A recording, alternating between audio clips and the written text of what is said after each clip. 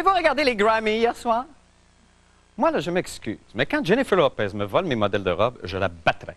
Jennifer, je taillis. Bon, parlons remède.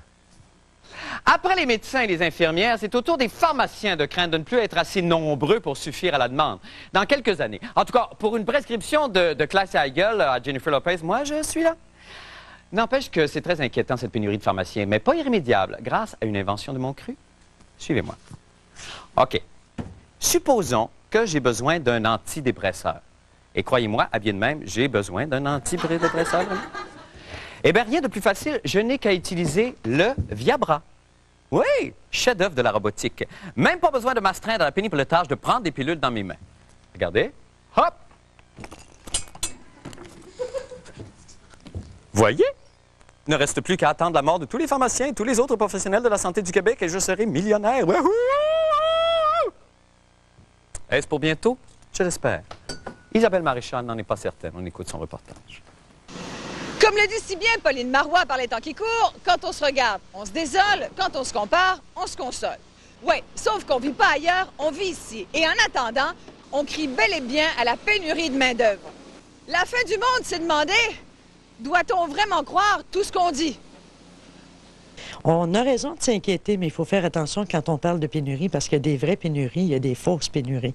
Alors, il y a des pénuries de main-d'œuvre dans des secteurs techniques, technologiques, mais il y a des fausses pénuries qui sont plus liées à des conditions de travail. Quand on offre des conditions qui sont nettement inférieures à ce qui est payé en moyenne, on parle de pénurie, mais c'est complètement faux. Jouer à l'ingénieur social puis prévoir ce dont on aura besoin dans 20 ans en termes d'infirmières, de plombiers, de professeurs, de ci, de ça, c'est pas possible. Il manque plein de monde dans le multimédia. C'est parce que le multimédia marche bien. C'est pas parce qu'il marche mal.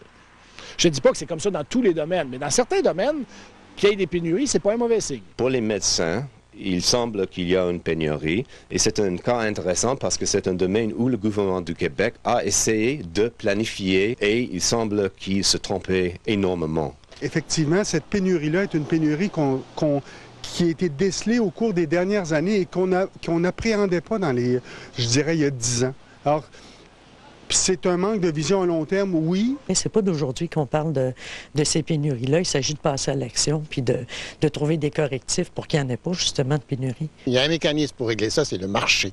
Qu'on laisse donc faire le marché dans une bonne mesure, quitte à réparer les dégâts quand il y a des grossièretés, bien sûr. Vous trouvez que nos gouvernements manquent de vision? Bien sûr. C'est peut-être beaucoup trop demandé à nos gouvernements que de penser un peu plus loin que 3 ou 4 ans, c'est-à-dire aux prochaines élections.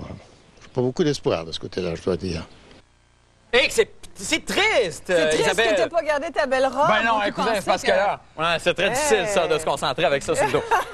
Qui fait ces études-là? D'où ça vient, ces études-là? Et est-ce qu'on peut se fier à ces études-là? Mais tu vois, il y a Statistique Canada qui a fait des études. Michael Smith, le professeur à McGill, nous en a imprimé. Ça arrêtait plus de sortir les prévisions où on disait il y a pénurie là, il y a pénurie là. Évidemment, ça dépend du secteur d'activité parce que, en ce qui concerne les ingénieurs civils, par exemple, il y a un surplus. En ce qui concerne certains autres types d'ingénieurs électriques, par exemple, il y a également un surplus. Mais c'est sûr qu'en santé, en éducation, en multimédia, informatique, il y a des secteurs d'activité économique comme ça. On n'arrête pas de parler de l'augmentation de la productivité en ce moment. Ça va bien, l'inflation quand même augmente un peu, mais légèrement. Il y a tous les signes économiques qui sont là pour dire oui, il y a une reprise. Et en période de reprise, c'est ce que disait Michel Séauger, c'est que dans le fond, une pénurie, c'est pas forcément un mauvais signe, parce qu'une pénurie, ça veut dire que ça va tellement bien qu'on a besoin d'attirer des gens. Ça peut pas vouloir dire par moment qu'il y a une mauvaise gestion. Les gouvernements qui mettent à pied... Écoute, c'est un bon exemple d'un problème à deux faces. Tu regardes du côté où tu veux, du côté qui fait ton affaire. Tu vois, les syndicats, ce qu'ils disent, c'est que s'il y a pénurie, c'est parce qu'il y a des gens qui veulent pas aller les faire, les job-ins mal payés. Fait que trouver du monde pour y aller. Mais effectivement, en ce qui concerne les pharmaciens, et nous, on est partis de cette nouvelle-là aujourd'hui parce qu'on s'est dit, oh non, pas un autre groupe professionnel dont on va manquer, ça se peut pas. Tu connais le problème qu'on a depuis avec les médecins, les infirmières. On a mis 3200 infirmières à pied, quand même, en retraite préventive. il y a deux ans. Alors, donc, c'est pas qu'on n'en a pas d'infirmières, c'est qu'on les a mis à la retraite. Ben, c'est ça. Alors, il faut savoir ce qu'on dit également. C'est ça, exactement. Mais les pharmaciens, il paraît qu'il va y avoir 1000 pharmaciens de moins cette année. OK. Il y a 750 étudiants qui devraient sortir, donc logiquement, là, OK, 250 de moins. Mais c'est pour le jeune étudiant qui s'inscrit dans une discipline, il peut se fier à ces annonces-là. On peut dire, par exemple, Écoute, il peut se fier si ça il tente. Non, mais je veux dire... Parce que dans le fond, on sait pas. C'est très difficile de savoir vraiment, parce que tout le temps... Tu vois, par exemple, il y a 10 ans, est-ce qu'on savait qu'Internet, ce serait le domaine économique, le secteur économique où il y a le plus d'explosion? Ouais. Non, il y a une époque...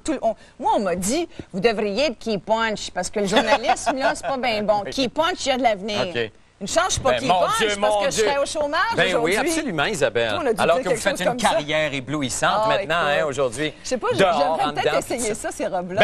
Vous pourrez partir avec, ça va me faire plaisir. Merci infiniment, Isabelle Maréchal. Bonne fin de soirée.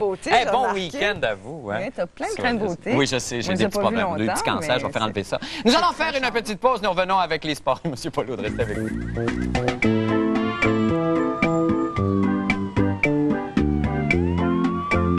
Hey, salut, c'est